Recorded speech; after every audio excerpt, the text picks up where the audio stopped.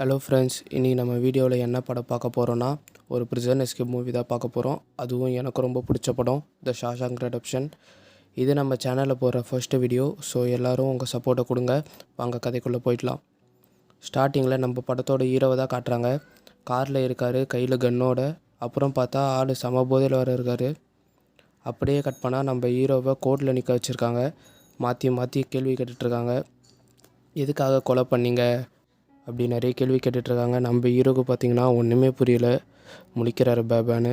அப்புறம் தான் சொல்கிறாரு, நான் கொலை பண்ண தான் போனேன், ஆனால் நான் கொலை பண்ணலை. சரி, நம்மளும் யோசிப்போம், யாரை தாண்டா கொலை பண்ண போனார்?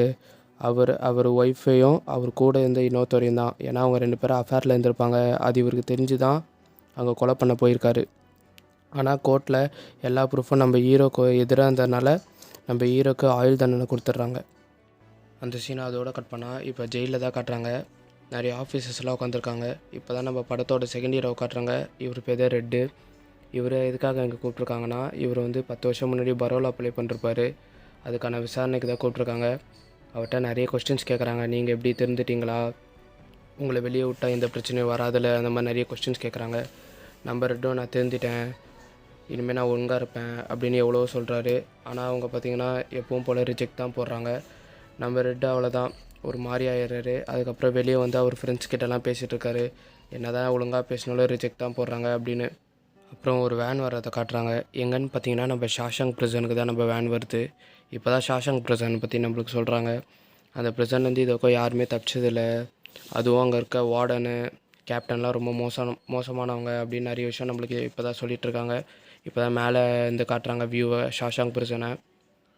வேன் பார்த்திங்கன்னா ஷாஷாங்க் ப்ரிசனுக்குள்ளே வந்துருச்சு. இப்போ நம்ம ஜெயிலில் கைதிங்களாக இருப்பாங்களே, அவங்களாம் ஒரே கத்துறாங்க, புதுசாக வரவங்கள ரேக் பண்ணலாம் அப்படின்னு. நம்ம ஹீரோவும் அந்த வேனில் தான் இருக்கார் போல். உள்ளே வந்துட்டாங்க. இப்போ நம்ம ரெட்டோட டீம் பார்த்திங்கன்னா அவங்க புதுசாக வரவங்க மேலே பெட் கட்டுறாங்க. யார் இன்றைக்கி நைட் அழுவா அப்படின்னு பெட் கட்டுறாங்க. நம்ம ரெட்டு பார்த்திங்கன்னா நம்ம ஹீரோவான ஆண்டி மேலே தான் பெட் கட்டுறாரு.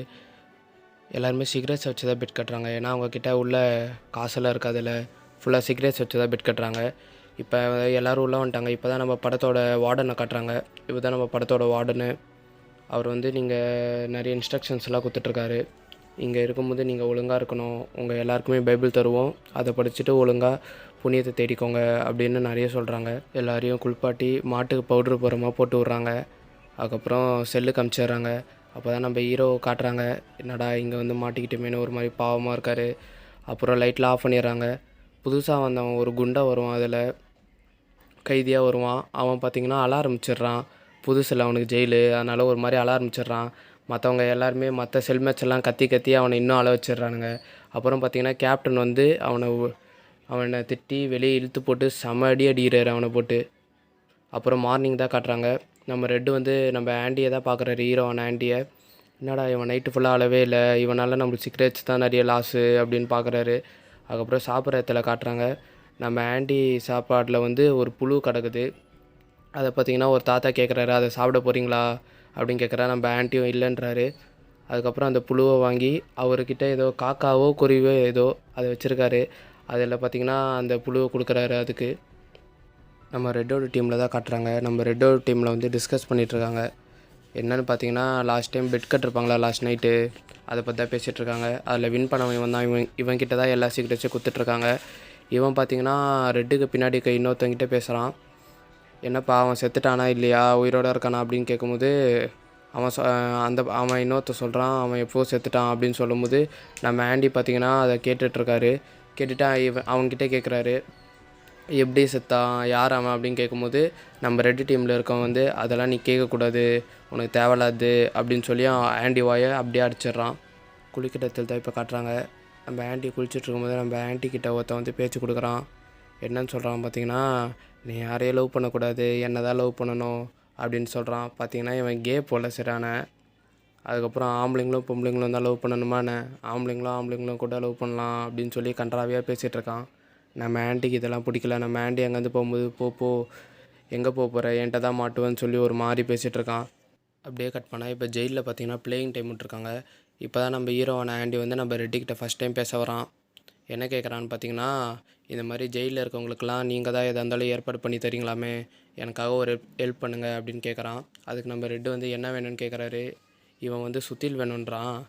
அதுக்கு நம்ம ரெட்டு செமையாக ஷாக் ஆகிடுறாரு. எதுக்கு உனக்கு சுத்தியல், என்ன பண்ண போகிற அப்படின்னு கேட்கும்போது, நம்ம ஆண்டி வந்து நீங்கள் நினைக்கிற மாதிரி ஒன்றும் பெரிய சுத்தியல்லாம் இல்லை, இது சின்ன சுத்தியல் தான் அப்படின்னு சொல்கிறான். எந்த ஹார்ட்வேர் கல்லில் கேட்டாலும் கிடைக்கும் அப்படின்னு சொல்கிறான். நம்ம ரெட்டு வந்து திரும்பி கேட்குறாரு, அது எதுக்கு உனக்கு இப்போ அப்படின்னு கேட்கும்போது, நம்ம ஆண்டி வந்து அது உங்களுக்கு தேவையில்லாது அப்படின்னு சொல்கிறான். அதுக்கு நம்ம ரெட்டு வந்து பக்காவாக பேசுகிறாரு. நீ பல்லு தேக்க ப்ரெஷ் கேட்டிருந்தா நான் எதுவும் சொல்லிருக்க மாட்டேன், நீ கேட்க சுத்தில்ப்பா, வாங்கி கொடுத்துட்டு மாட்டிக்கிட்டா என்ன பண்ணுவ அப்படின்னு கேட்குறாரு. அதுவும் அடிக்கடி செக்கிங் வர வருவாங்க, என்ன பண்ணுவ அப்படின்னு கேட்குறாரு. இதெல்லாம் இவங்க பேசுகிறத பார்த்திங்கன்னா தூரத்துலேருந்து நம்ம கே பையன் பார்த்துட்ருக்கான். யாரை பார்க்குறான் பார்த்தீங்கன்னா, நம்ம ஆண்டியை தான் சைட் அடிச்சிட்ருக்கான் போல். நம்ம ஆண்டி அதை பற்றி பேசிகிட்ருக்காரு. இவன் என்கிட்ட ஒரு நாள் மாட்டுவான் அப்படின்னு நம்ம ஆண்டி, என்னை பற்றி அவனுக்கு தெரியல அப்படின்னு நம்ம ஆண்டியும் பேசிகிட்ருக்காரு. அதுக்கப்புறம் 2 பேர் பேசிவிட்டு அங்கேருந்து கிளம்புறாங்க. அப்போ தான் நம்ம ரெட்டு பார்த்திங்கன்னா நம்ம ஆண்டியை ரொம்ப நோட்டீஸ் பண்ணுறாரு. இவன் பார்த்திங்கன்னா ஜெயிலுக்கு வந்த மாதிரியே இல்லை, பார்க்குக்கு வந்துட்டு வீட்டுக்கு போகிற மாதிரி ரொம்ப ஜாலியாக இருக்கான். அவனை அப்பயே நம்ம ரெட்டுக்கு பார்த்திங்கன்னா ஆண்டியை ரொம்ப பிடிச்சி போயிடுது. இப்போ காட்டுறாங்க ஜெயிலில் இப்போ வந்து நிறைய லோடெலாம் வந்து இறங்கிட்டுருக்கு. இந்த லோடு இறக்குற இடத்துல தான் நம்ம ரெட்டோட ஆள் இருக்கார். அவர் தான் நம்ம ரெட்டுக்கு தேவையான எல்லா பொருளையும் ஜெயிலில் எடுத்துகிட்டு வரது போல். இப்போ வந்து அவர் தான் ஒரு பையை எடுத்துகிட்டு வந்து நம்ம ரெட்டுக்கிட்ட கொடுக்குறாரு. இதில் தான் அந்த ஆண்டிகிட்ட சுற்றிலாம் இருக்க போல். நம்ம ரெட்டு அதுக்கு லஞ்சமாக 2 சிகரெட்ஸ் பேக்கெட் கொடுக்குறாரு. அதை எடுத்து வந்து பிரித்து பார்க்குறாரு. பார்த்தா அது ரொம்ப சின்ன சுத்தியிலாக தான் இருக்குது. அதுக்கப்புறம் அந்த சுத்தியில் வந்து நம்ம தாத்தா ஐயா இருக்கார்ல, அவர் வந்து இது புக்ஸ் எடுத்துகிட்டு வருவார். புக்ஸ் எடுத்துகிட்டு வரும்போது அவர்கிட்ட கொடுத்து இதை ஆண்டிகிட்ட கொடுத்துருங்கன்னு சொல்லி அவருக்கும் சிகரெட் பேக்கெட் கொஞ்சம் லஞ்சமாக கொடுக்குறாரு. நம்ம ஐயாவும் அதை வாங்கிட்டு சுத்தியில் எடுத்துகிட்டு வந்து ஆண்டிகிட்ட புக்கு கொடுக்குற மாதிரி கொடுத்துட்டு அங்கேருந்து கிளம்பிடுறாரு. இப்போ ஜெயிலில் துணி துவைக்கிற இடத்த தான் காட்டுறாங்க. நம்ம ஆண்டி பார்த்திங்கன்னா அந்த இடத்துல தான் வேலை பார்த்துட்ருக்காரு. ஒருத்த வந்து நம்ம ஆண்டிகிட்ட பார்த்திங்கன்னா போய் துணி துவைக்கிற பவுட்ரு எடுத்துருவான்னு சொல்லி அமுச்சு விட்றான். நம்ம ஆண்டியும் அதை எடுக்க போகிறாரு. அப்போ தான் நம்ம கே பசங்களோட ஆளுங்க வந்து நம்ம ஆண்டியை பார்த்திங்கன்னா ரவுண்ட் அப் பண்ணுறாங்க. ரவுண்ட் அப் பண்ணி நம்ம ஆண்டியை பார்த்திங்கன்னா செம்ம அடி அடிக்கிறானுங்க. அதுக்கப்புறம் தான் நம்ம ஆண்டிக்கு மூஞ்சி முகரெல்லாம் பேந்துடுது. அதுக்கப்புறம் தான் காட்டுறாங்க நம்ம ஆண்டி பார்த்திங்கன்னா ஜெயில் வாழ்க்கைக்கு கொஞ்சம் கொஞ்சமாக அடாப்ட் பண்ணிகிட்ருக்காரு. சில டைம் அடியும் வாங்குறாரு, சில டைம் அடியும் கொடுக்குறாரு. நெக்ஸ்ட் சீனில் நம்ம வார்டன் பார்த்திங்கன்னா ஜெயில் உள்ள தான் அனௌன்ஸ் பண்ணிகிட்ருக்காரு. என்னென்னா பக்கத்தில் இருக்க ஃபேக்ட்ரியில் பார்த்திங்கன்னா க்ளீனிங் கால் வேணும், நம்ம ஜெயிலேருந்து தான் போகிறோம், யார் யாரெல்லாம் வரீங்களோ அவங்களாம் நேம் எழுதி போடுங்க அப்படின்னு சொல்கிறாரு. நம்ம ரெட்டுக்கு தான் இந்த ஜெயிலில் தெரியாத ஆளே இல்லைல்ல, அவர் என்ன பண்ணிருக்காருனா அவருக்கு தெரிஞ்சவங்கள மட்டும் அவர் ஃப்ரெண்ட்ஸை மட்டும் எடுக்கிற மாதிரி செட் பண்ணிடுறாரு. அப்புறம் ஃபேக்ட்ரியில் தான் காட்டுறாங்க, எல்லாருமே பயங்கரமாக வேலை பார்த்துட்ருக்காங்க. அப்போ தான் நம்ம கேப்டன் வந்து பேசிகிட்ருக்காரு. இது மாதிரி என் மாமனார் இறந்துட்டார், ஆனால் அவர் பேரில் கொஞ்சம் சொத்தை என் பேரில் எழுதி வச்சுருக்காரு அப்படின்னு பேசிகிட்ருக்காரு. கூட இருக்கவங்களாம் சார் சூப்பர் சார், எவ்வளோ தான் எழுதி வச்சுருக்காரு அப்படின்னு கேட்குறாங்க. $35,000 எழுதி வச்சுருக்காரு அப்படின்னு சொல்கிறாரு. ஆஃபீஸர்ஸ்லாம் சார் இதுவே போதுமே, இதை வச்சு தாறுமாறாக செலவு பண்ணலாம்ல அப்படி சொல்லிகிட்ருக்காங்க. அதுக்கு நம்ம கேப்டன் வந்து நான் மாட்டணுன்னு தான் அவனே எல்லா கருப்பு பணத்தையும் என் பேரில் எழுதி வச்சுட்டு போயிருக்கான், அதை எப்படி செலவு பண்ணுறது, இன்கம் டேக்ஸ் ஆஃபீஸ்லேருந்து வந்தால் நான் என்ன பண்ணுவேன் அப்படின்னு பேசிகிட்ருக்காரு. இதெல்லாம் தூரத்துலேருந்து நம்ம ஆண்டி பார்த்துட்ருக்காரு. அதுக்கப்புறம் நம்ம கேப்டன் கிட்ட வந்து இந்த மாதிரி உங்களுக்கு உங்கள் ஒய்ஃப் மேலே நம்பிக்கை இருக்கா அப்படின்னு ஆண்டி கேட்குறாரு. நம்ம கேப்டனுக்கு தான் செம்ம டென்ஷன் ஆகிடுமே, அவங்க ஒய்ஃப் பற்றியே தப்பாக பேசுகிறாங்கன்னு சொல்லிட்டு பில்டிங்க்கு முனையில் எடுத்துகிட்டு போய் வச்சுட்டு அவனை கீழே தள்ளி விடுற மாதிரி வச்சு பேசிகிட்ருக்காரு. நீ எப்படி என் ஒய்ஃபை பற்றி தப்பாக பேசுவ அப்படின்னு கேட்கும்போது நம்ம ஆண்டி சேவிங்ஸில் ஒரு பங்கை வந்து நம்ம ஒய்ஃப் பேர் எழுதி வைக்கலாம், அதுக்கு எந்த டேக்ஸோ கட்ட தேவையில்ல அப்படின்னு சொல்கிறாரு. அதுக்கான பேப்பர்ஸ் கூட நானே ரெடி பண்ணி தரேன், ஆனால் எனக்காக நீ ஒன்று பண்ணணும், என் ஃப்ரெண்ட்ஸுக்கு எல்லாருக்கும் பீர் வேணும் அப்படின்னு சொல்கிறாரு. கேப்டன் வந்து ஆண்டி கேட்ட மாதிரியே அவர் ஃப்ரெண்ட்ஸு எல்லாருக்கும் பீர் வாங்கி கொடுத்துருக்காரு. இதெல்லாம் நம்ம ஆண்டி பார்த்திங்கன்னா ஒரு ஓரமாக உட்காந்து பார்த்துட்ருக்காரு. அவர் குடிக்க மாட்டார் போல். அவங்க குடிக்கிறத பார்த்து ரசிச்சுட்டு இருக்காரு. அப்புறம் பார்த்திங்கன்னா ஆண்டியும் ரெட்டும் பார்த்திங்கன்னா செஸ் கேம் விளையாட்ருக்காங்க. அப்போ தான் நம்ம ஆண்டி சொல்கிறாரு, எனக்கு இந்த கேம் ரொம்ப பிடிக்கும் அப்படின்னு சொல்லிட்டு இருக்கும்போது தான் நம்ம ரெட்டு கேட்குறாரு, எதுக்காக கொலை பண்ண அப்படின்னு கேட்கும்போது நம்ம ஆண்டி நான் கொலை பண்ணலை அப்படின்னு சொல்கிறாரு. நெக்ஸ்ட் சீனில் பார்த்திங்கன்னா ஜெயிலில் பார்த்திங்கன்னா படம் போட்டிருக்காங்க போல், மூவி டைமு. அப்போ பார்த்திங்கன்னா நம்ம ஆண்டி வந்து நம்ம ரெட்டுக்கிட்ட கேட்குறாரு, எனக்கு அந்த மூவியில் வர அந்த ஹீரோயினோட போஸ்டர் வேணும் அப்படின்னு கேட்குறாரு. நம்ம ரெட்டும் சரி ஓகே வாங்கிடலாம், ஆனால் கொஞ்சம் டைம் ஆகும்னு சொல்கிறாரு. நம்ம ஆண்டியும் ஓகே சொல்கிறாரு. அதுக்கப்புறம் ஆண்டி பார்த்திங்கன்னா ரெஸ்ட் ரூம் போகும்போது நம்ம கே பசங்களோட ஆளுங்க வந்து நம்ம ஆண்டியை பிடிச்சி செம்மையாக அடின்னு அடிச்சிடுறானுங்க, மூஞ்செல்லாம் உடச்சிட்றானுங்க. கே பையன் இந்த மாதிரியே பண்ணிகிட்ருக்கனால நம்ம கே பையனை தூக்கி பிளாக் செல்லில் போட்டுடுறாங்க. இது என்னென்னு பார்த்தீங்கன்னா, யாராவது தப்பு பண்ணால் 1 மாதத்துக்கு இந்த மாதிரி இருட்டு ரூமில் போட்டுருவாங்க. நம்ம கே பையன் திரும்பி வரும்போது நம்ம கேப்டன் பார்த்தீங்கன்னா ரூமில் இருக்கார். நம்ம கேப்டன் பார்த்தீங்கன்னா நம்ம கே பையனை போட்டு செம அடி அடிக்கிறாரு. அடிச்சு வாயெல்லாம் உடச்சிடுறாரு. அதுக்கப்புறம் தான் எதுக்குன்னு தெரியுது. ஏன்னா ஆண்டி வந்து அவருக்கு எவ்வளோ ஹெல்ப் பண்ணிருக்காங்கல்ல, டேக்ஸ் ரிட்டர்ன் ஃபைல் பே பண்ண, அதுக்காக தான். அப்புறம் நம்ம ஹீரோக்கு உடம்புல சரியாயிடுச்சு. திரும்பி செல்லுக்கு வந்திருக்காரு. அப்போ தான் அவருக்கு ஒரு சர்ப்ரைஸ் இருக்குது. நம்ம ரெட்டு வந்து அவர் கேட்ட அந்த ஹீரோயின் போஸ்டரை வந்து அவருக்காக வாங்கி வச்சுருக்காரு. நெக்ஸ்ட்டு ஜெயிலில் பார்த்தீங்கன்னா செக்கிங் வராங்க. இப்போ பார்த்தீங்கன்னா நம்ம ஆண்டி ரூமில் தான் வராங்க. ஃபுல்லாக செக் பண்ணுறாங்க தரோவாக. அதுக்கப்புறம் பார்த்தீங்கன்னா பைபிளை பற்றி நம்ம ஆண்டியும் நம்ம வார்டனும் கொஞ்சம் நேரம் பேசிகிட்டு இருக்காங்க. அதுக்கப்புறம் வார்டன் வந்து இந்த மாதிரி போஸ்டர்லாம் இங்கே மாட்டக்கூடாது அப்படின்னு சொல்கிறாரு. அப்புறம் அவரே சரி பரவாயில்ல இருக்கட்டும், அவருக்கும் அந்த ஹீரோயின் பிடிக்கும் போல், பரவாயில்ல இருக்கட்டும், நான் பெரிய மனுஷோட விட்டுட்டு போகிறேன் அப்படின்னு சொல்லிட்டு போகிறாரு. நெக்ஸ்ட் சீனில் பார்த்திங்கன்னா நம்ம வார்டன் தான் நம்ம ஆண்டியை கூப்பிட்டு விட்ருக்காரு. இதுக்குன்னா நம்ம ஆண்டிக்கு பார்த்திங்கன்னா எழுத படிக்க தெரியும். அதனால் நம்ம ஆண்டியை பார்த்திங்கன்னா லைப்ரரியில் வந்து நம்ம தாத்தா ஐயா இருக்கார்ல, அவருக்கு உதவியாக போடலான்னு சொல்லிட்டு நம்ம ஆண்டியை கூப்பிட்டு விட்ருக்காங்க. அப்போ தான் தாத்தா சொல்லிகிட்ருக்காரு, நான் இந்த லைப்ரரியில் பார்த்திங்கன்னா 50 வருஷமாக இருக்கேன் அப்படின்னு சொல்லிகிட்ருக்காரு நம்ம ஆண்டிக்கிட்ட. அப்படி என்ன தான் தப்பு பண்ணான்னு தெரில, 50 வருஷமாக தூக்கி உள்ளே போட்டிருக்கானுங்க போல். அதுக்கப்புறம் நம்ம ஆண்டி பார்த்திங்கன்னா நம்ம வார்டன்கிட்ட போய் இந்த மாதிரி லைப்ரரி வந்து பெருசாக்கணும், அதுக்காக நான் வந்து கவர்மெண்ட்டுக்கு பார்த்திங்கன்னா லெட்டர் எழுதி போட போகிறேன் புக்ஸுக்காக அப்படின்னு சொல்கிறாரு. நம்ம வார்டனும் சரி எழுதி போடு, நானே அனுப்பிச்சி வைக்கிறேன் அப்படின்னு சொல்கிறாரு. நெக்ஸ்ட் சீனில் பார்த்திங்கன்னா நம்ம பக்கத்து ஜெயிலில் இருக்க அதிகாரிங்கள்லாம் வந்து நம்ம ஆண்டிக்கிட்ட பார்த்திங்கன்னா டேக்ஸ் ரிட்டர்ன் ஃபைல் பண்ண வந்திருக்காங்க. அவங்க எல்லாருக்குமே நம்ம ஆண்டி பார்த்திங்கன்னா சிறப்பாக டேக்ஸ் ரிட்டர்ன் ஃபைல்லாம் பண்ணி கொடுத்துட்ருக்காரு. நெக்ஸ்ட் சீனில் பார்த்தா நம்ம தாத்தா ஐயா இருக்கார்ல, அவர் பார்த்திங்கன்னா ஒருத்த மேலே கத்தியை வச்சுட்டு குத்த போகிறாரு. எதுக்குன்னே தெரில. அதுக்கப்புறம் தான் தெரியுது அவருக்கு பார்த்திங்கன்னா பரோல் கிடச்சிருக்கு. அதுக்காக எதுக்கு இப்படி பண்ணான்னு தெரில, பரோல் கிடச்சா வெளியே போக வேண்டியதானே அப்படின்னு சொல்லிட்டு எல்லோரும் பேசிகிட்டு இருக்காங்க. அப்போ தான் நம்ம ரெட்டு சொல்லிகிட்ருக்காரு, அவர் இந்த ஜெயிலில் பார்த்திங்கன்னா 50 வருஷம் மேலே இருக்கார், அவருக்கு இதான் கோயில், இதை விட்டால் அவருக்கு வேறு ஒன்றுமே தெரியாது அப்படி பேசிகிட்ருக்காரு. அதுக்கப்புறம் பார்த்திங்கன்னா நம்ம தாத்தா வந்து அந்த பறவையை வெளியே விட்டு அவர் பார்த்திங்கன்னா பரோல் கிடச்சி வெளியே போயிட்டார். பார்த்திங்கன்னா நம்ம ஜெயிலில் பார்த்திங்கன்னா அவருக்காக வெளியே வேலையும் அரேஞ்ச் பண்ணிருக்காங்க. அதுக்கப்புறம் தங்கத்துக்கு இடம் எல்லாமே அரேஞ்ச் பண்ணி கொடுத்துருக்காங்க. ஆனால் நம்ம தாத்தாவுக்கு பார்த்திங்கன்னா ரொம்ப தனியாக இருக்க மாதிரி ஃபீல் ஆகுது. என்ன பண்ணலாம் அப்படின்னு பேசிகிட்ருக்காரு. திரும்பி கொலை பண்ணி ஜெயில் உள்ளே போடலாமா, இல்லைன்னா என்ன பண்ணலான்னு யோசிச்சுருக்கும் போது தப்பான முடிவு எடுத்துடுறாரு. சூசைட் பண்ணிக்கிறார் நம்ம தாத்தா. இதெல்லாம் நம்ம ஜெயிலுக்குள்ளே இருக்க நம்ம ஆண்டிக்கோ ரெட்டுக்கோ தெரிய வருது. அவங்க எல்லாருமே ரொம்ப ஃபீல் பண்ணுறாங்க. அதுக்கப்புறம் நெக்ஸ்ட் சீனில் பார்த்திங்கன்னா நம்ம ஆண்டி வந்து லெட்டர் அது எழுதி போட்டிருப்பார்ல கவர்மெண்ட்டுக்கு புக்ஸ் வேணும்னு. அதுக்காக பார்த்திங்கன்னா கவர்மெண்ட்லேருந்து நிறைய புக்ஸ் அனுப்பிச்சிருக்காங்க. இவர் வாத்துக்கு 2 லெட்டர்னு எழுதி போட்டிருப்பாரு.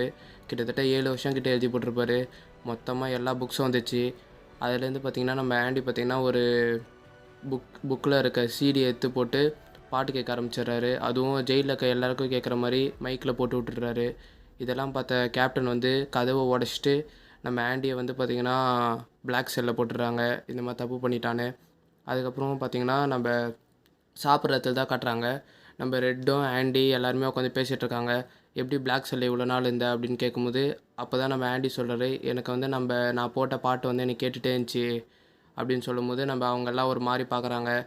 எப்படி இந்த உனக்கு மட்டும் இப்படிலாம் நடக்குது அந்த மாதிரி கேட்டுருக்கும்போது நம்ம ஆண்டி சொல்கிறாரு, எல்லாமே நம்பிக்கை தான், நம்பிக்கை இருக்கவன் தான் ஒருத்தன் வாழ முடியும் அப்படின்னு பேசுகிறாரு. நம்ம ரெட்டு வந்து நம்பிக்கைன்னு ஒன்று இல்லவே இல்லை, நீ என்ன இப்படி பேசிகிட்ருக்க அப்படின்னு பேசிகிட்ருக்காங்க. அந்த சீனை அதோடு கட் பண்ணால் நம்மளுக்கு ரெட்டுக்கு பார்த்திங்கன்னா திரும்பி பரவல் விசாரணை பண்ண அதிகாரிங்களாம் வந்திருக்காங்க. பெருசாக ஒன்றும் இல்லை, எப்பவும் போல் கேட்குறது கேட்டு ரிஜெக்ட் குத்தி அனுப்பிடுறாங்க. அப்புறம் நம்ம ஆண்டி பார்த்திங்கன்னா உங்களுக்கு பரோல் வந்து ரிஜெக்ட் ஆனதுக்கு வாழ்த்துக்கள்னு சொல்லி ஆண்டி பார்த்திங்கன்னா ஒரு கிஃப்ட் கொடுக்குறாரு நம்ம ரெட்டுக்கு. நெக்ஸ்ட் சீனில் பார்த்திங்கன்னா நம்ம லைப்ரரியை பார்த்திங்கன்னா டெவலப் பண்ணிகிட்ருக்காங்க வந்த காசை வச்சு. அப்போ தான் நம்ம ஐயா இருக்கார்ல, ஐயா பேர்லேயே இந்த லைப்ரரி ஆரம்பிக்கிறாங்க, ப்ரூக்ஸ் மெமோரியல் லைப்ரரின்னு. நெக்ஸ்ட் சீனில் பார்த்தா நம்ம வார்டன் பார்த்தா யார்கிட்டோ பேசிகிட்ருக்காரு. யார்கிட்டன்னு பார்த்திங்கன்னா மீடியா கிட்ட தான் ஏதோ உத்தம மாதிரி பேசிகிட்ருக்காரு. அப்போ தான் தெரியுது அவர் பார்த்திங்கன்னா கைதிங்களெல்லாம் வச்சு வெளியே வேலைக்கு வாங்கி அந்த வேலையை வச்சு தான் இவர் பொழப்ப ஓட்டிகிட்ருக்காரு போல். அதில் வர லஞ்ச பணத்தை தான் வச்சு ஓட்டிகிட்ருக்காரு. அந்த லஞ்ச பணத்தையும் மறைக்கிறதுக்கு தான் நம்ம ஆண்டியை யூஸ் பண்ணிகிட்ருக்காரு. அடுத்த சீனில் நம்ம ரெட்டும் ஆண்டியும் தான் பேசிகிட்ருக்காங்க. நம்ம ரெட்டு வந்து நம்ம ஆண்டிக்கிட்ட கேட்குறாரு, இந்த மாதிரி எல்லாருக்குமே லஞ்ச பணத்தை மறைக்க உதவி பண்ணுறியே, நீ ஒரு நாள் மாட்டிப்ப அப்படின்னு சொல்லும்போது நம்ம ஆண்டி சொல்கிறாரு, நான் மாட்ட மாட்டேன் அப்படின்றாரு. நம்ம ரெட்டு வந்து எல்லாரும் ஒரு நாள் மாட்டுருவாங்க, நீயும் ஒரு நாள் மாட்டுவ அப்படின்னு சொல்லும்போது நம்ம ஆண்டி அப்போ தான் சொல்கிறாரு, நான் எப்படி மாட்டுவேன், இன்னொருத்தன் தானே மாட்டுவான் அப்படின்னு சொல்லும்போது தான் அப்போ தான் நம்ம ஆண்டி பார்த்திங்கன்னா ஒரு பெரிய சீக்ரெட்டை சொல்கிறாரு. இந்த மாதிரி இவர் டேக்ஸ் ரிட்டர்ன் ஃபைல் பண்ணுறாருல அதெல்லாம் ஒருத்தரோட அக்கௌண்ட்டில் தான் போய் சேவ் ஆகும். அப்படி ஒரு ஆளே இல்லை. இவர் பார்த்தீங்கன்னா இவராக ஒரு ஃபேக்காக ஒரு ப்ரூஃப் க்ரியேட் பண்ணி பேங்க் அக்கௌண்ட் க்ரியேட் பண்ணி அந்த பேங்க் அக்கௌண்ட்டில் தான் இவர் எல்லா பணத்தையும் போட்டு வைக்கிறாரு. அந்த பேங்க் அக்கௌண்ட்டில் இருக்க டீட்டெயில்ஸ்லாம் நம்ம வார்டன் ரூமில் இருக்க அந்த லாக்கரில் தான் இருக்கும் போல். அப்போ தான் நம்ம ரெட்டு வந்து நம்ம ஆண்டியை பற்றி சொல்கிறாரு, உனக்கு உடம்புலாம் மூளை அப்படின்னு சொல்லி பேசிகிட்டு இருக்காங்க. அப்படியே கட் பண்ணால் ஒரு வேன் வந்துட்டுருக்கு. வேறு ஒன்றும் இல்லை, நெக்ஸ்ட் ஷிஃப்ட்டு கைதிங்க தான் வந்துட்டுருக்காங்க. எல்லாருமே புதுசு போல். அதில் ஒரு சின்ன பையன் பார்த்திங்கன்னா ரொம்ப துருன்னு இருக்கான் ஆள். என்னென்னா அவன் பண்ண திருட்டு எல்லாமே சொல்லிகிட்ருக்கான். நான் விடலை பையன், விரலாட்டுவேன், விரல் சப்புவேன், அந்த மாதிரி ஏதோ சொல்லிகிட்ருக்கான். அதுக்கு நம்ம ஆண்டி பார்த்திங்கன்னா அப்படியே அவனை நோஸ் கட் பண்ணி விட்றாரு. உனக்கு வந்து திருடுறதுக்கெலாம் ஒரு அறிவு வேணும், உனக்கு அந்த அறிவே இல்லை அப்படின்னு அவனை அங்கேயே நோஸ் கட் பண்ணி விட்டுறாரு. அப்படியே நெக்ஸ்ட் சீனில் பார்த்திங்கன்னா நம்ம சின்ன பையன் தான் நம்ம ஆன்ட்டிகிட்ட வந்து கேட்டுட்ருக்கான். என்னென்னா அவனுக்கு பார்த்திங்கன்னா எழுத படிக்க சொல்லிக் கொடுக்கணும் அப்படின்னு கேட்குறான். இங்கே இருக்கவங்களுக்கெல்லாம் நீங்கள் தானே சொல்லி கொடுத்துருக்கீங்க, எனக்கும் சொல்லிக் கொடுங்கன்னு சொல்லிட்டு கேட்டுன்னு இருக்கான். அதுக்கப்புறம் பையன் நல்லாவே படிக்க ஆரம்பிச்சிட்றான். எப்போ பார்த்தாலும் நோட்டும் கையுமாவே சுற்றிட்டுருக்கான். அதுக்கப்புறம் பார்த்திங்கன்னா எக்ஸாம் வைக்கிறாங்க. எக்ஸாம் வந்து எழுதிட்டுருக்கான். அதுக்கப்புறம் அவன் என்ன நினச்சான்னு தெரில, எனக்கு இந்த படிப்பே செட் ஆகாது அப்படின்னு சொல்லி பேப்பரை பார்த்திங்கன்னா கசக்கி தூக்கி போட்டு போயிடுறான். நெக்ஸ்ட் சீனில் பார்த்திங்கன்னா நம்ம சின்ன பையன் வந்து நம்ம ரெட்டுக்கிட்ட பேசிகிட்டு இருப்பான். நம்ம ஆன்ட்டிக்கு எதுக்காக ஜெயிலுக்குள்ளே வந்தார் அப்படி கேட்கும்போது நம்ம ரெட்டு சொல்லுவார், இந்த மாதிரி அவன் ஒய்ஃபையும் அவன் கூட அந்த இன்னொருத்தனையும் கொலை பண்ணிட்டான்னு சொல்லி உள்ளே போட்டிருக்காங்க அப்படின்னு சொல்லும்போது, ஆனால் நம்ம ஆன்ட்டி பார்த்திங்கன்னா அந்த கொலை பண்ணலைன்னு சொல்லி சொல்கிறாரு. அப்போ தான் நம்ம இவன் சின்ன பையனுக்கு ஞாபகம் வருது. அவன் பழைய ஜெயிலில் ஒருத்தன் கூட இருக்கும்போது அவன் சொல்லியிருப்பான், இந்த மாதிரி 2 பேரை கொன்னேன், ஆனால் நான் பண்ணாத தப்புக்கு இன்னொருத்தனை அவன் புருஷங்காரனை தூக்கி ஜெயிலில் போட்டாங்க அப்படின்னு சொல்லி பேசிகிட்டு இருப்பான். அப்போ தான் நம்ம ஆண்டி பார்த்திங்கன்னா இது எல்லாத்தையும் கேட்டுட்டு நம்ம வார்டன்கிட்ட போய் கேட்பான். இந்த மாதிரி அந்த ஜெயிலேருந்து அவனை கூப்பிட்டு விசாரிங்க, நான் அந்த கொலை பண்ணலைன்னு அப்போ தான் தெரியும் அப்படின்னு சொல்லும்போது நம்ம வார்டன் வந்து அதெல்லாம் இல்லை அப்படின்னு சொல்கிறாரு. அப்போ நம்ம ஆண்டி பார்த்திங்கன்னா டென்ஷன் ஆகி எல்லா ஜெயிலையும் அதிகாரிங்க இப்படி தான் இருப்பாங்களா அப்படின்னு பேசும்போது நம்ம வார்டன் பார்த்திங்கன்னா ரொம்ப டென்ஷன் ஆகி நம்ம ஆண்டியை பார்த்திங்கன்னா பிளாக் செல்லில் போட்டுடுறாங்க. அப்புறம் நெக்ஸ்ட் சீனில் பார்த்திங்கன்னா ரிசல்ட்லாம் வந்திருக்கு. நம்ம சின்ன பையன் எழுதி தூக்கி போட்டிருப்பாங்களோ ஒரு பேப்பரு, அதை பார்த்திங்கன்னா நம்ம ஆண்டி பார்த்திங்கன்னா எடுத்து கொடுத்துருப்பாரு. அதுக்கான ரிசல்ட் தான் வந்திருக்கு. பார்த்திங்கன்னா சின்ன பையன் பாஸ் ஆகிட்டான். பிளாக் செல்லில் இருக்க ஆண்டிக்கும் அதை சொல்கிறாங்க. அதுக்கப்புறம் நெக்ஸ்ட் சீனில் வந்து இவனை பார்த்திங்கன்னா கூப்பிட்டு விட்ருப்பாங்க. சின்ன பையனை வார்டன் கூப்பிட்டாருன்னு சொல்லி ஒரு அதிகாரி வந்து கூப்பிடுவார். நம்ம வார்டனும் வந்து அவங்ககிட்ட பேசிகிட்டு இருப்பார். நீ வந்து இங்கே ஆண்டிக்கிட்ட சொன்ன விஷயத்த வந்து நீ எந்த ஜெயிலில் எடுத்துகிட்டு போய் சொன்னாலும் ஜட்ஜிக்கிட்டலாம் சொல்லுவியா அப்படின்னு சொல்லி கேட்கும்போது நம்ம சின்ன பையனும் சொல்லுவேன் அப்படின்னு சொல்கிறான். அதுக்கப்புறம் தான் தெரியுது நம்ம வார்டன் பார்த்திங்கன்னா சின்ன பையனை போட்டு தள்ளுறதுக்கு தான் அங்கே கூட்டிகிட்டு வந்திருப்பார். பார்த்திங்கன்னா சின்ன பையனை வந்து சுட்டுறாங்க. அதை பார்த்திங்கன்னா நம்ம ஆண்டிக்கிட்டே வந்து நம்ம வார்டன் சொல்கிறாரு, இந்த மாதிரி தப்பிக்க பார்த்து அவன் செத்து போயிட்டான் அப்படின்னு சொல்லும்போது நம்ம ஆண்டி சொல்கிறாரு, அவன் சாவலை, நீங்கள் தான் அவனை சாவடிச்சிருப்பீங்க அப்படின்னு சொல்கிறாரு. அப்புறம் நம்ம ஆண்டி பார்த்திங்கன்னா நம்ம ரெட்டுக்கிட்ட பேசிகிட்ருக்காரு, வாழ்க்கையே ஒருத்த மாதிரி பேசிகிட்ருக்காரு. அப்போ தான் அவரை பற்றி சொல்கிறாரு, நான் ஒழுங்காக இருந்திருக்கணும், இல்லைனா என் மனைவி என்னை விட்டு போயிட்டுருக்க மாட்டா, அதெல்லாம் பேசிகிட்ருக்காங்க. அப்போ தான் நம்ம ஆண்டி பார்த்திங்கன்னா அவரோட ஆசைகள் எல்லாம் சொல்கிறாரு. அவருக்கு பார்த்திங்கன்னா பெசிஃபிக் ஓஷன் கிட்ட ஜோ ஆர்டனில்னு ஒரு இடத்துல வந்து ஒரு ஹோட்டல் ஆரம்பித்து அங்கே பார்த்திங்கன்னா பழைய போட்டெல்லாம் வாங்கி புது போட்டை ஆக்கி விற்கணும், அதான் அவரோட ஆசைன்னு சொல்லிகிட்ருக்காரு. அப்புறம் நம்ம ரெட்டு பார்த்திங்கன்னா எனக்கு இங்கேருந்து வெளியே போனால் எப்படி வாட்டுறதுனே தெரியல அப்படின்னு சொல்லும்போது நம்ம ஆண்டி சொல்கிறாரு, வாழ தெரியாதவன் தான் இப்படிலாம் பேசுவான் அப்படின்னு சொல்லும்போது நம்ம ரெட்டு எனக்கு வாழ தெரியாது அந்த மாதிரி சொல்கிறாரு. இதெல்லாம் கேட்ட ஆண்டி வந்து நம்ம ரெட்டிக்கிட்ட ஒன்று சொல்கிறாரு, நீங்கள் ஒரு வேளை இந்த ஜெயிலேருந்து வெளியே வந்தால் எனக்காக ஒன்று பண்ணணும்னு கேட்குறாரு. நம்ம ரெட்டும் சொல்லு அப்படின்னு சொல்லும்போது நம்ம ஆண்டி சொல்கிறாரு, இந்த மாதிரி பாக்ஸ்டன்ற ஒரு ஊரில் வந்து நிறைய வயல்வெளி இருக்கும், அதுக்கு நடுவில் வந்து ஒரு ஓக் ட்ரீ இருக்கும், அந்த ஓக் ட்ரீக்கு ஸ்ட்ரெயிட்டாக நிறைய கல் போட்டிருப்பாங்க, அந்த கல்லு கீழே ஒரு பளபளன்னு ஒரு கல் இருக்கும், அந்த கல்லு கீழே உங்களுக்காக ஒரு விஷயம் புதைக்கப்பட்டிருக்கும், உங்களுக்கு வாழ தெரியலனா அதை தேடி வாங்க, வாழ்க்கை உங்களை தேடி வரும் அப்படின்னு சொல்கிறாரு. அதை சொல்லிவிட்டு அந்த இடத்துலேருந்து கிளம்புறாரு. அப்புறம் சாப்பிட்றதுல தான் நம்ம ரெட்டு பார்த்திங்கன்னா மற்றவங்ககிட்டலாம் சொல்லிகிட்ருக்காங்க. ஆண்டி பார்த்திங்கன்னா சரியில்லை, ஒரு மாதிரி பேசுகிறான், எனக்கு என்னமோ தப்பான முடிவு எடுத்துருவானு பயமாக இருக்குது அப்படின்னு பேசிகிட்டு இருக்காங்க. நெக்ஸ்ட் சீனில் பார்த்திங்கன்னா நம்ம ஆண்டி பார்த்திங்கன்னா ஒர்க்கெல்லாம் அவர் வார்டன் ரூமில் இருக்க ஒர்க்கெல்லாம் முடிச்சுட்டு அங்கேருந்து கிளம்புறாரு. ஷூவை பாலிஷ் போட்டு போக சொல்கிறாங்க ஒரு வார்டனு, அதையும் போட்டு அங்கேருந்து கிளம்புறாரு. அப்புறம் செல்லில் தான் காட்டுறாங்க. நம்ம ஆண்டி பார்த்திங்கன்னா கையில் ஒரு கயிறை வச்சுன்னு உட்காந்துட்ருக்காரு. நம்மளுக்கே பயமாக இருக்கும், ஏதாவது பண்ணிக்க போகிறாரு தப்பா அந்த மாதிரி பயமாக இருக்கும். நம்ம ரெட்டுக்கு பார்த்திங்கன்னா அன்றைக்கி நைட்டு தூக்கமே வரல, ஒரே உட்காந்து யோசிச்சுட்ருக்காரு, அவன் ஏதாவது தப்பாக முடிவு எடுத்துகிட்டு போகிறான் அந்த மாதிரி நினச்சி யோசிச்சுன்னு இருக்காரு. அன்றைக்கி நைட்டு வேறு சரியான இடி மழை. அதுக்கப்புறம் மறுநாள் மார்னிங் தான் காட்டுறாங்க. இது கவுண்ட்டுக்கு பார்த்திங்கன்னா எல்லோரும் வந்து கூப்பிட்டுட்ருக்காங்க. எல்லோரும் வந்து வெளியே நிற்கிறாங்க. ஆனால் நம்ம ஆண்டி ரூம்லேருந்து யாருமே வெளியே வரல. நமக்கே பயமாக இருக்கும், நம்ம ஆண்டி ஏதாவது தப்பான முடிவு எடுத்துருப்பாருன்னு. பார்த்திங்கன்னா அதிகாரிங்கள்லாம் கத்திட்டு ஆண்டி ரூமாண்ட போகிறாங்க. என்ன வெளியே வராமல் இவ்வளோ நேரம் என்ன பண்ணிகிட்ருக்க அப்படின்னு கேட்டு ஆண்டி ரூமில் வெளியே வரும்போது தான் எல்லாருக்கும் செம்ம ஷாக்கு. பார்த்திங்கன்னா நம்ம ஹீரோ அங்கே இல்லை. நம்ம வார்டன் தான் வந்துட்டுருக்காரு. ஆள் செம்ம டென்ஷனில் இருக்கிறாரு.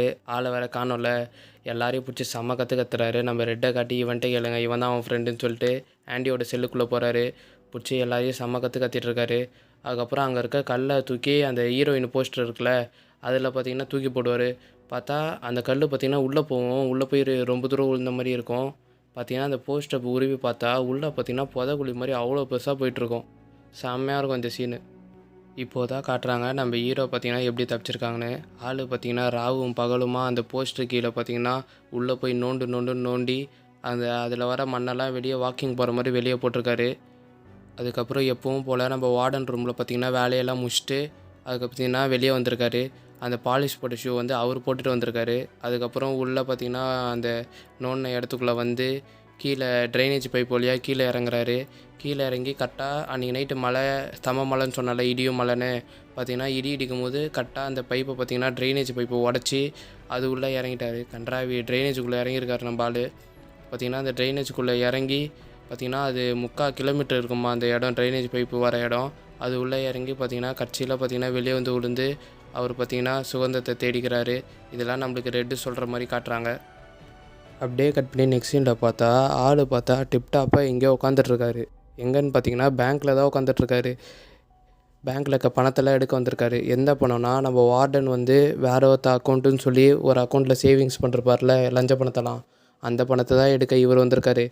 ஏன்னா அந்த ப்ரூஃப்லாம் அந்த லாக்கரில் இருக்கும்ல, அந்த ப்ரூஃப் வந்து இவர் நைட்டாக எடுத்துகிட்டு வந்துட்டுருக்காரு. அதனால் அதில் இருக்க அவ்வளோ பணத்தையும் இப்போ இவர் தான் எடுத்துக்கிறாரு. பணத்தை எடுத்த மட்டும் இல்லாமல் நம்ம ஆள் வார்டனை மாட்டி விடுற மாதிரி அவருக்கு அகென்ஸ்டாக இருக்க ப்ரூஃபெல்லாம் கொரியர் ஆஃபீஸ்க்கு அனுப்பிச்சி விட்டுறாரு. கொரியர் ஆஃபீஸ்லேருந்து நம்ம இன்கம் டேக்ஸ் ஆஃபீஸுக்கு கால் பண்ணி சொல்லி விட்ருக்காங்க. அங்கெல்லாம் நம்ம வார்டனுக்கு பார்த்திங்கன்னா ரைடு வரும்போது நம்ம வார்டன் பார்த்திங்கன்னா அங்கேயே சுட்டு இறந்து போகிறாரு. இதெல்லாம் முடிஞ்சதுக்கடுத்து நம்ம ரெட்டுக்கு பார்த்திங்கன்னா ஒரு லெட்ரு வருது, அதுவும் டெக்ஸாஸ்லேருந்து. நம்ம ரெட்டு பார்த்திங்கன்னா பார்த்தோன்னே கண்டுபிடிச்சிடுறாரு இது ஆண்டி தான் அனுப்பியிருக்கிறது அப்படின்னு. ஏன்னா அந்த லெட்டரில் எதுவுமே எழுதலை. அதுக்கப்புறம் தான் நம்ம ரெட்டு யோசிக்கிறாரு, நம்ம ஃப்ரெண்டு இப்போ நம்ம கூட இல்லை, நம்மளும் எவ்வளோ நாள் இந்த ஜெயிலில் இருக்கோம் அப்படின்னு ரொம்ப ஃபீல் பண்ணிகிட்ருக்காரு. அப்படியே கட் பண்ணால் இப்போ நம்ம ரெட்டுக்கு பார்த்திங்கன்னா திரும்பி பரோல் விசாரணைக்கு பண்ண அதிகாரிங்கள்லாம் வந்திருக்காங்க.